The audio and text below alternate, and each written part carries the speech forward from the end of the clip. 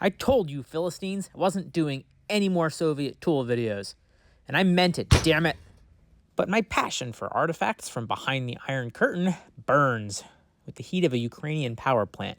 So I'm going to poke around a topic I'm sure you all want to hear me talk about: hair. This next minute or so is going to have you thinking I'm some sort of commie sympathizer. A pinko in the stinko. A shareaholic, if you will.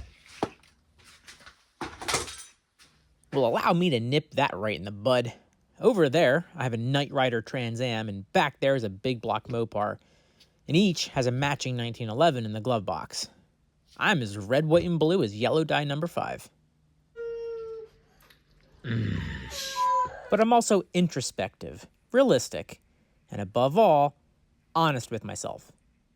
Western Democratic leaders, not the best facial hair. Only 12 of our presidents have had the balls to sport facial hair, and of those, only 3 are worth catcalling. You know the 3. Look at this dork. By the time World War II rolled around, no world leaders had good facial hair. The British, the Americans, and the Canadians didn't even try. The Japanese, the Germans, and the French guy tried what I assume was their best. But in the end, yeah, I know he lubricated his tyrannical ambitions with the blood of millions of innocent people, but I want what they're shaving with.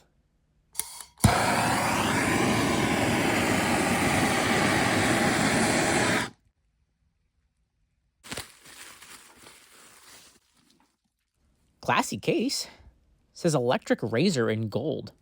How uncharacteristically bourgeoisie. Don't recognize that word, so I'm guessing it's the brand name. Another not very Soviet concept. Oh no, I've been robbed. What is this capitalist bullshit? Adapter? Nah, spare blade. What a disappointing luxury. It's rated for 110 to 127 AC. Seems like this was built for export to foreign markets, but that doesn't make sense.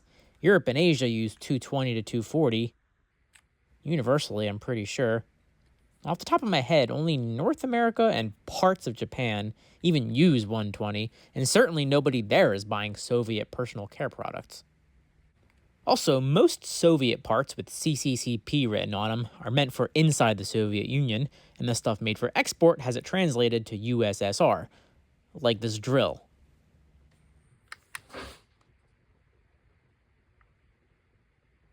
So I'm stumped. Here's the edger. Odvratительny. Honestly, I don't know what I was expecting.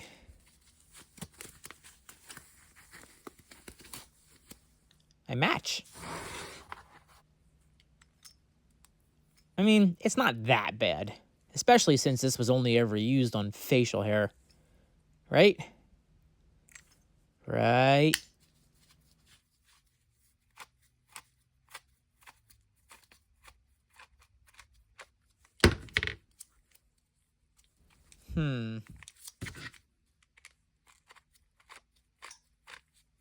This screw does nichivo.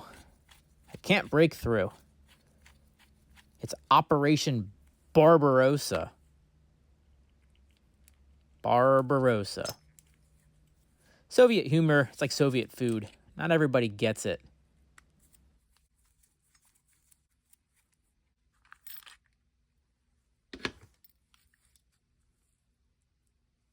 Even if I don't end up keeping this razor, I'm going to keep this cool little tag for something. Oh, wow. That's a bigger motor than I was expecting. You could probably even use this for puke. Oops. Well, while we're at it, here's the edger. It's 2 serrated blades, neither terribly sharp. One is fixed, and one oscillates on that plastic crankshaft nub, or crub, there on the gear train.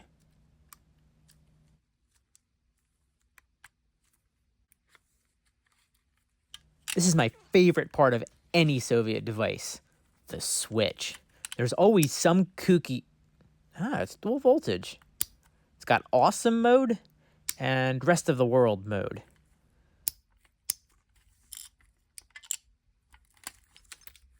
I'm losing tiny parts all over the place. What? Uh-oh. Whatever that is. Oh, wait. That's that little special nut that the screw threads into. And then when you tighten it, it clamps the clamshell. There we go. It has copper foil wrapped around it and soldered to the frame of the motor. Not sure what that's for, except maybe EMI suppression? It's also got these inductor-looking things that I don't know what they are. And to complete the trifecta of ignorance, I have no clue where this dainty little wire used to go.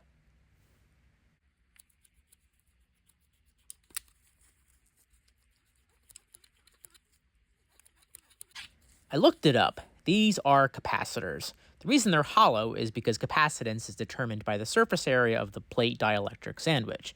These have surface area on the outside and inside of the cylinder. Helpful if you got a small package and need big capacitance. Oh, and I figured out where this wire went. See this red mystery cylinder with a wire inexplicably soldered to the middle of it? There's another one below it with a blob of solder on it. Look at this rubber dampening strip. There were a couple pieces in the housing, too. Really disappointing. I like my Soviet gadgets with as little NVH mitigation as possible. Now for my favorite part. What sort of Rube Goldberg contraption did they invent for this switch? What the fuck? Are those gears?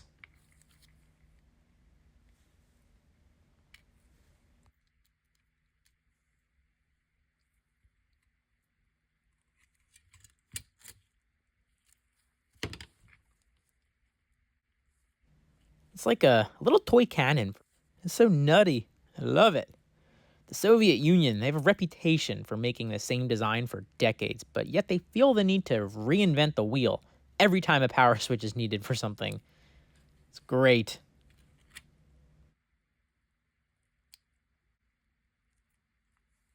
I'm getting better at this.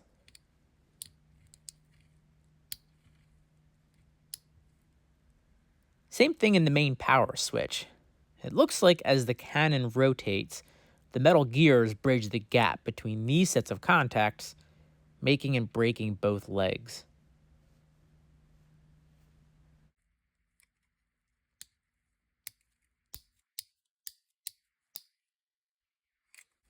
Here's the motor.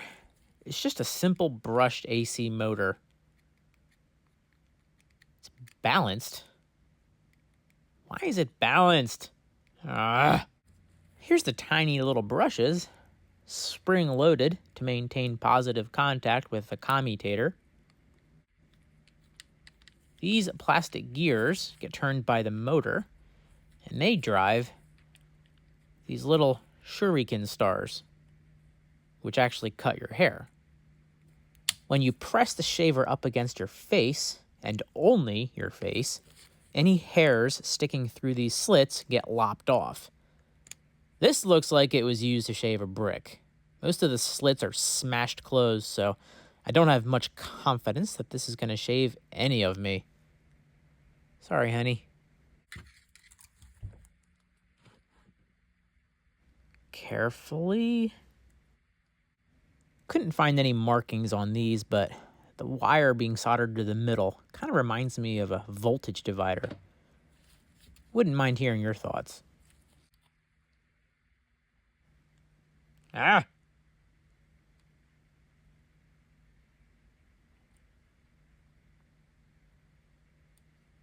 Got it.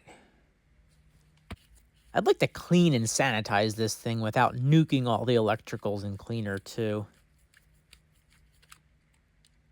Should be one caddy corner? Yep.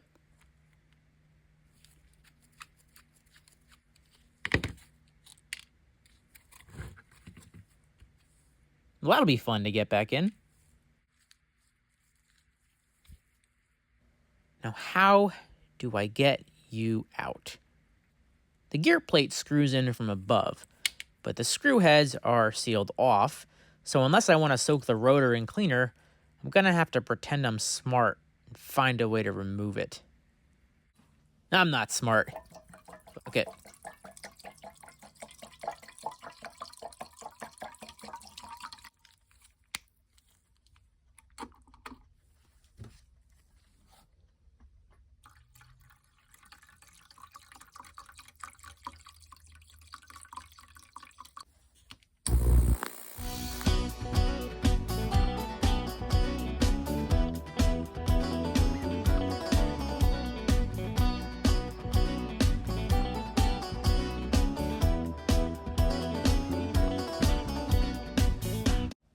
Not too shabby.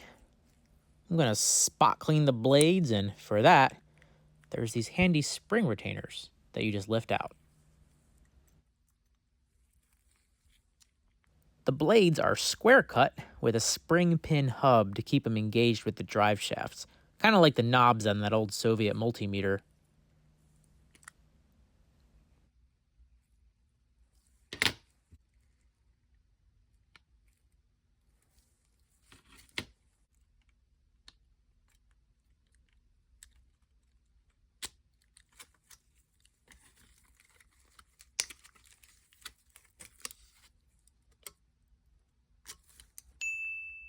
I gotta get this screw started in this special nut so it can clamp the enclosure together. But the screw is too damn short. And I don't have any M3 screws lying around.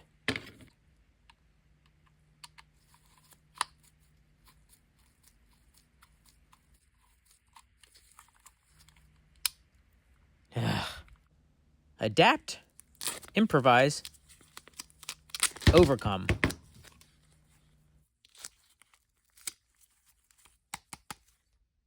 Now to plug in the totally not melted and possibly American power cord.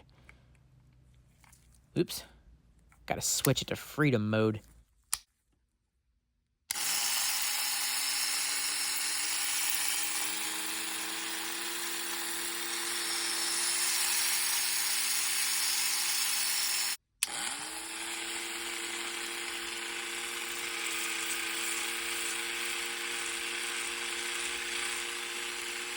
As expected, the foil slits are too mashed up for this thing to cut anything.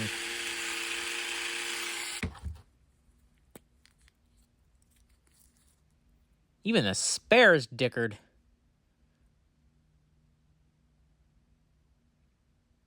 Useless. Let's try the edger.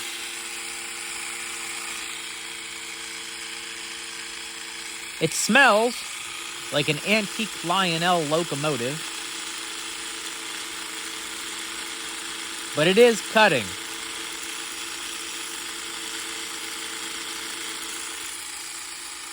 Hey, ladies.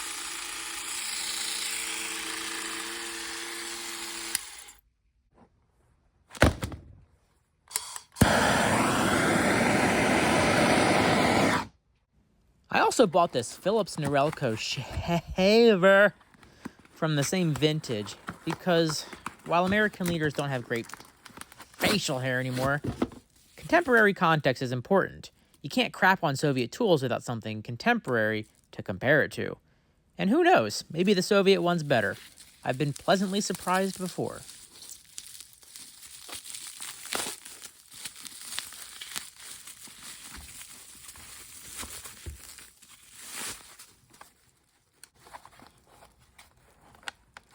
Wait, this is the red one? Norelco is an American brand, but it's owned by Philips, which is a Dutch conglomerate. I have no problem with Dutch conglomerates, as I am not an 18th century pirate. That looks familiar. Yep, same plug. This one also goes both ways. For you continental types. Oh, Why?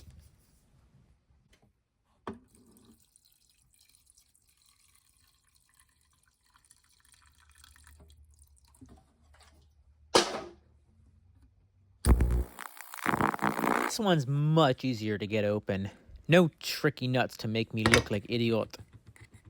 Is that the same goddamn motor? One mounting screw here. And if they're the same, then there should be another caddy corner. Yep.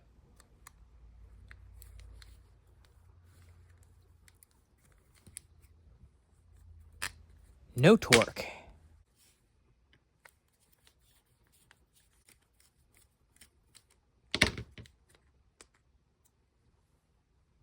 More red.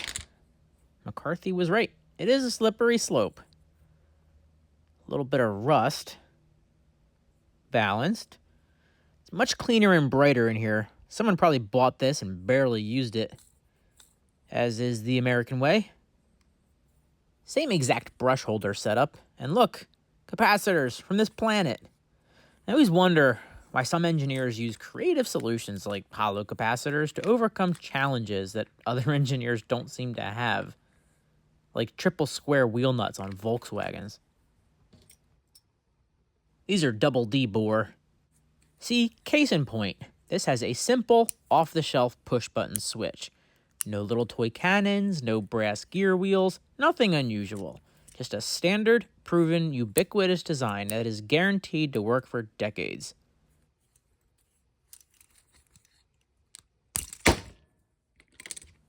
I hate it.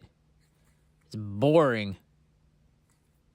This voltage selector switch, go gadget fingernails,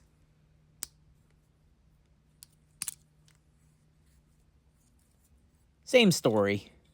Just a standard slider switch like you've seen on every other thing ever. I like the edger much better. It sticks out much more proud, but it works exactly the same way. There's an oscillating mechanism that piggybacks off the main gear train and moves one blade against the other. You may notice I'm not wearing gloves for this one, and that's because this one wasn't used by a dirty commie.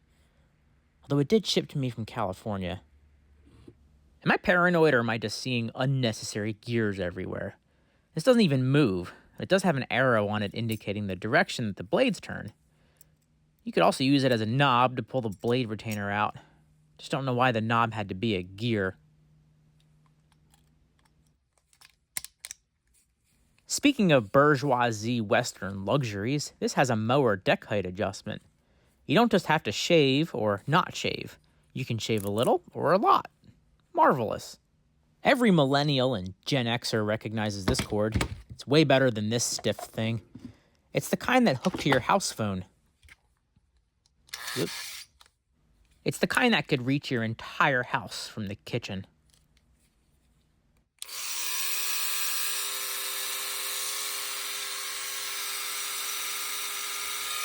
Oh yeah, that's what the ladies like. Hairless knuckles. More aerodynamic.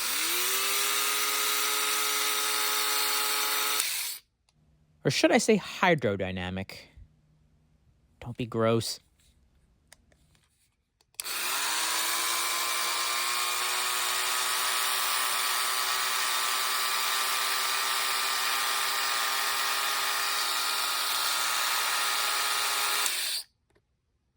Looks good, but sounds like death. You're really supposed to lubricate those blades. So yeah, this one's better. It's got more blade surface area, feels way better in the hand, feels like it has more power, and it doesn't scare me nearly as much. This is still cool though. I just can't figure out why it's got so many characteristics of a tool designed for export. Why do they bother making it dual voltage but label it CCCP? Let me know what you think. Thanks for watching.